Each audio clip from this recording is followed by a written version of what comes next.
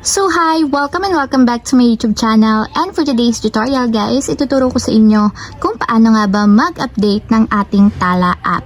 But first, kindly subscribe to my channel and don't forget to hit the subscribe button and the bell to notify you for my new updates. And if you want to learn more, just keep on watching and let's start.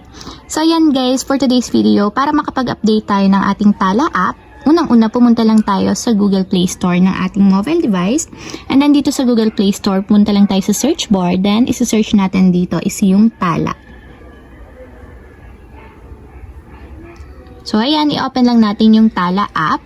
Then after nyan guys, kung hindi pa updated yung inyong Tala app, ganito yung lalabas sa inyo. So may update dito na nakalagay. Pero kung updated na yung inyong application, open na lang yung lalabas dito sa my right side nya.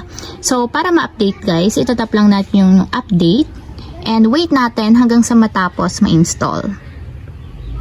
So ayan guys, after ma-install, itap na natin yung open para directly mapunta tayo sa pinakaang app. So ayan, nabuksan na natin yung ating Tala app. So para makapag-start kayo guys is sign in nyo lang ulit yung inyong account dito sa Tala. So para ma-sign in is ilalagay nyo lang yung inyong mobile number and then may magsasend na OTP code sa inyong mobile device. Then yun yung ilalagay nyo para ma-confirm and ma-open nyo na yung inyong Tala app. So, ayan lang guys, ganun lang kasimple. Sana nakatulong sa inyo. If you have a question, kindly comment down below and don't forget to hit the subscribe button and the bell to notify you for my new updates. And thank you for watching!